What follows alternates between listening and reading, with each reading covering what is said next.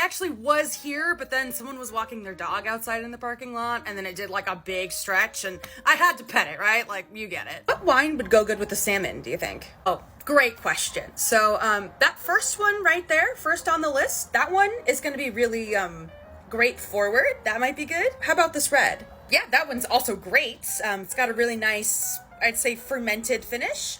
It's gonna really like sit on the tongue until you swallow it.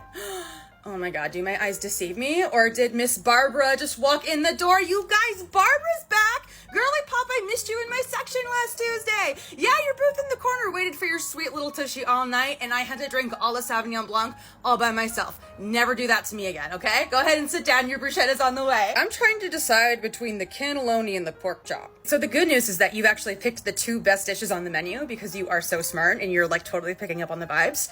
Personally, I would do the cannelloni because I had it for dinner last night and our marinara sauce is unbelievable. And also I did not know that we served a pork chop. Yeah, the cannelloni does sound good, but you know, I am really liking the sound of that peppercorn demi-glace on the pork chop. Okay, listen, Brad. May I call you Brad? Sure. Incredible news, thank you. Okay, so Brad, what I'm hearing from you is that it sounds like your head is telling you to order the cannelloni, right?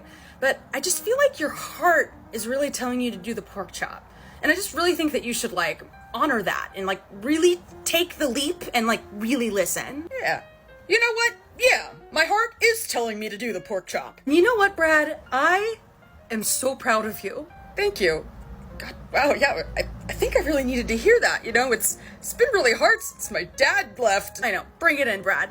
Let it out. Oh my God, hi, I'm so sorry I'm late again. I promise I was here, but there was this cat out in the parking lot and, you know, I had to stop and pet it. And then I thought maybe this cat is lost, right? So then I took him to the vet to get him scanned for a microchip, and then he didn't have a microchip. So long story short, I've adopted him and I thought he could be our mascot. God, I cannot get next week's schedule to work out.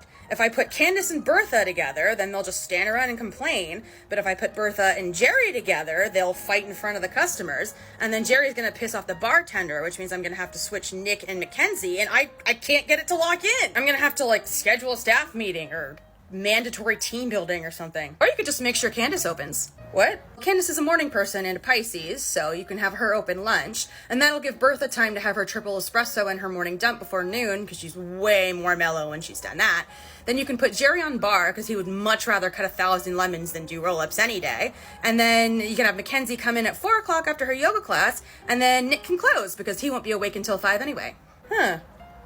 Yeah, that would work. How do you know all that? Because I lead the pre-shift gossip hour. You lead the what? I said I'm a good listener. Well, I do the side work that I always do consistently always.